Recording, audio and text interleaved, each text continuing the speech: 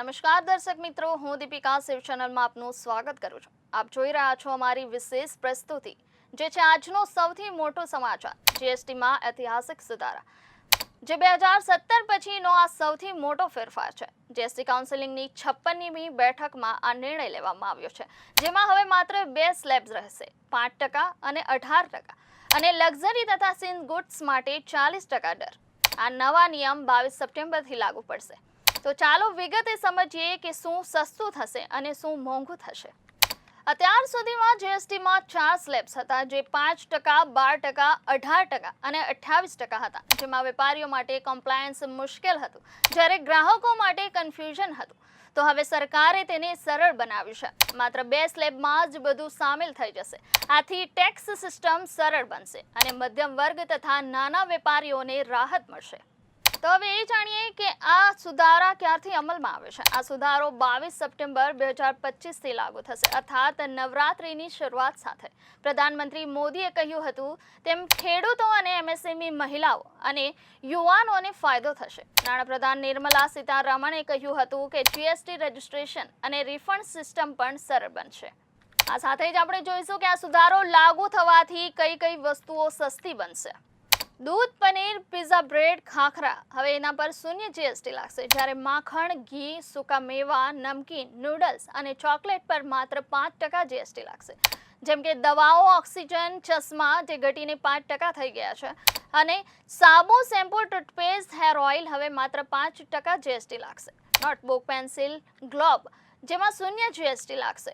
Gym, yoga, salon, beauty parlour 18માંથી ઘટીને 5% થઈ ગયા છે. એસી, ટીવી, ડિશવોશર 28%થી ઘટીને 18% જીએસટી થયું છે.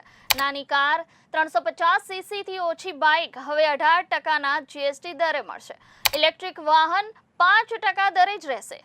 લાઈફ અને હેલ્થ ઇન્સ્યોરન્સ જીએસટીથી સંપૂર્ણ મુક્ત કરવામાં આવ્યું છે. તેમજ હોટલ રૂમ 7,500 સુધી 5%નો જ સ્લેબ લાગશે.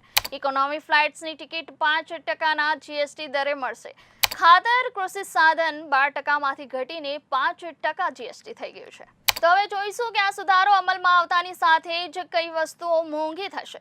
કોકા-કોલા અને એનર્જી ડ્રિંક્સ હવે 40% જીએસટી દરે મળશે, જ્યારે luxuries car, yacht, private jet હવે 40%ના દરે. 350cc થી ઉપરની મોટરસાયકલ 40%ના દરે, ત્યારે તમાકુ પ્રોડક્ટ્સ 40%ના દરે, અને વધારાના cess, casino, IPL ticket, lottery જે 40% દરે જોવા મળશે. આ સાથે જ સરકારે સ્વીકાર્યું છે કે આવકમાં પણ ઘટાડો થશે. લગભગ 48,000 કરોડ રૂપિયા ઓછા મળશે, પરંતુ મોંઘવારીમાં 1% સુધી રાહત મળશે. એર કન્ડિશનર કંપનીઓએ કહ્યું હતું કે નવા દરોથી નવા શહેરોમાં ડિમાન્ડ વધશે. ફાર્મા કંપનીઓએ કહ્યું કે કેન્સરની દવા પર જીએસટી મુક્તિ દર્દીઓ માટે મોટી રાહત છે. આ સાથે જ એડમિનિસ્ટ્રેટિવમાં ઘણા સુધારાઓ જોવા મળશે, જેમ કે જીએસટી રજિસ્ટ્રેશન હવે વધુ સરળ બની જશે. Refund system automated ISD registration હવે એપ્રિલથી ફરજિયાત થશે. જીએસટીઆર 7 અને 8 નવા ફોર્મેટમાં જોવા મળશે. જુલાઈથી ઈ-ઇનવોઇસ 30 દિવસમાં ફરજિયાત કરાયું છે, જ્યારે ઈ-વે બિલ પોર્ટલ લોન્ચ કરાયું છે.